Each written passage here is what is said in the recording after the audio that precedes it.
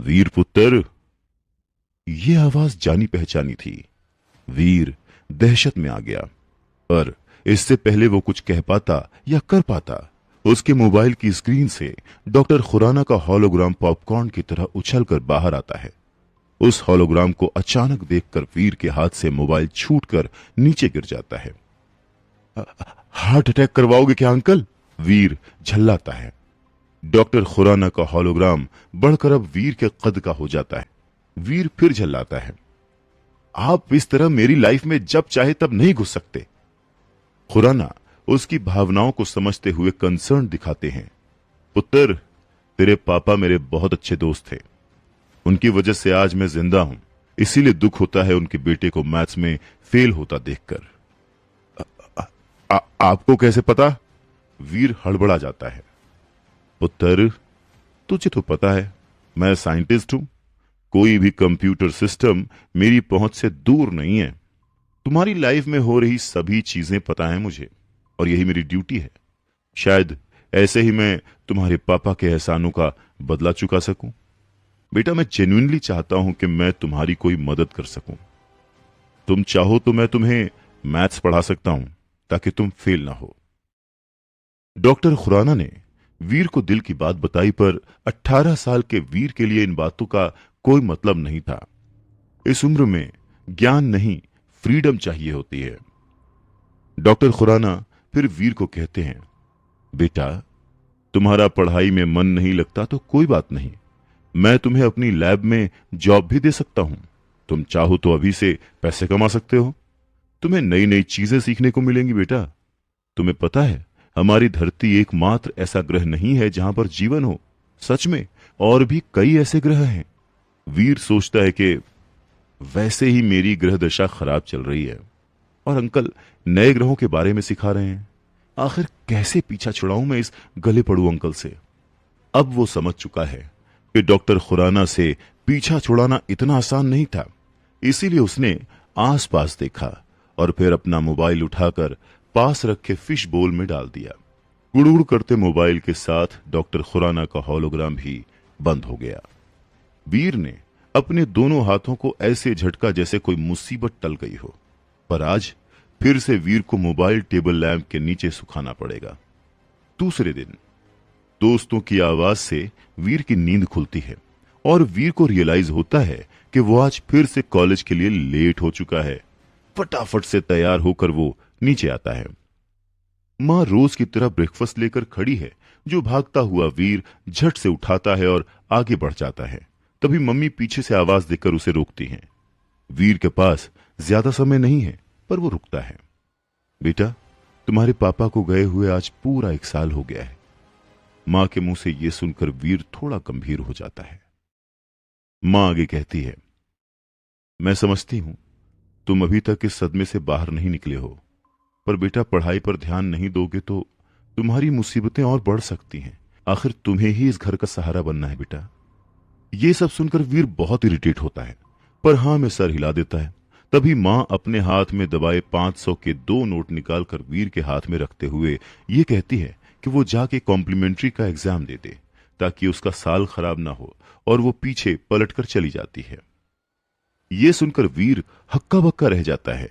उसे एहसास हो गया था कि मां को उसके फेल होने के बारे में पता चल चुका है। तब भी मम्मी ने इस बारे में कुछ नहीं कहा। फिर वीर भी घर के बाहर की तरफ बढ़ जाता है। पापा की मौत के बाद वीर का पढ़ाई में मन लगना बिल्कुल बंद हो चुका था। वो बस रियलिटी से दूर रहना चाहता था। इसीलिए कॉम्प्लीमेंट्री एग्जाम के लिए मिले पैसों से वो दोस्तों के साथ फिल्म देखने चला जाता है। पूरे दिन कॉलेज छोड़कर मम्मी से मिले पैसों से मस्ती करने के बाद वीर के दोस्त वीर को घर छोड़ने आते हैं। घर के बाहर खड़े 3 लोग वीर की मम्मी पर चिल्ला रहे हैं। सारे दोस्त ये देखकर हैरान हो जाते हैं, लेकिन वीर को एहसास हो गया था कि आज फिर उसकी बुआ और चाचा उसकी मां से प्रॉपर्टी को लेकर लड़ाई करने आई हैं। वीर दोस्तों के सामने एम्बैरेस्ड फील करने लगता है। प्रेरणा, आखिर तुम चाहती क्या हो? ये घर हमारे माता पिता का है और मेरा और मेरे भाइयों का इस पर बराबर का हक है। अब जब विहान भैया नहीं रहे तो हम उनकी पत्नी और बच्चों को परेशान नहीं करना चाहते। घर बेचने के बाद उनका जो भी हिस्सा बनेगा वो हम तुम लोगों को दे देंगे। लेकिन अगर तुम ये पूरी हवेली हड़पने की फिराक में हो तो हम ऐसा कभी नहीं होने देंगे, वीर की बुआ चिल्लाती है। तभी वीर के चाचा भी लपक पड़ते हैं। हाँ, या तो फिर हमें इस घर की कीमत के हिसाब से 3 करोड़ रुपए दे दो, या ये घर खाली करो ताकि हम इसे बेचकर पैसे आपस में बांट सके। वीर की मम्मी और बहन सहमी हुई थी। बहन तो मां को पकड़कर रोए जा रही थी। 3 करोड़ रुपए मैं कहां से लाऊंगी भाई साहब? वीर के पापा के जाने के बाद जो हमारी हालत है वो आप सबसे छुपी नहीं है, वीर की मम्मी ने गिड़गिड़ाते हुए कहा। यह सुनकर वीर के दोस्त वीर की तरफ देखने लगे। वीर को लगा जिसे उसकी इमेज का बंटाधार हो रहा है। अगर अभी उसने कुछ नहीं किया तो यहां भी लुटिया डूबी समझो। तभी वीर अब उस लड़ाई में कूद पड़ता है। आप लोगों की हिम्मत कैसे हुई ऐसे मेरे घर पर मेरी मां को आके धमकी देने की? वीर को ऐसे गुस्से में चिल्लाते देख सब हैरान रह जाते हैं। आप लोगों को शर्म नहीं आती? मेरे पापा ने आप लोगों की कितनी मदद की है। आप सबके फैमिली बिजनेस को अकेले बचाया है उस स्टार ग्रुप से, और स्टार ग्रुप से दुश्मनी की वजह से ही उनकी जान चली गई। अब उनके जाने के बाद आप लोग उनके परिवार को परेशान करने आते हैं। मम्मी उसे रोकने की कोशिश करती है। अब बेटा तू शांत हो जा। पर वीर का गुस्सा अब दहलीज पार कर चुका था। ए बच्चू, बिजनेस का छोड़ और इस घर की बात कर। यह घर हमारे फादर का है जिसमें हम सब भाई बहनों का बराबर का हिस्सा है। बड़े चाचा फुफकारे, अगर हमें इसमें हिस्सा नहीं मिला तो हम कोर्ट में जाएंगे, वरना बोल अपनी मां से कहीं से लाकर हमें 3 करोड़ रुपए दे दे। चुप। मां से क्यों बोलूं? मैं अपनी मां का बेटा वीर, मैं तुम सब से वादा करता हूं कि मैं तुम्हारे 3 करोड़ लेकर तुम्हारे मुंह पर मारूंगा। वीर दहाड़ता है। दोस्तों के साथ खड़ी वो लड़की मुस्कुराती है, जिससे वीर का कॉन्फिडेंस 7वें आसमान पर पहुंच जाता है। अब निकलो मेरे घर से, वरना मैं कुछ गलत कर बैठूंगा।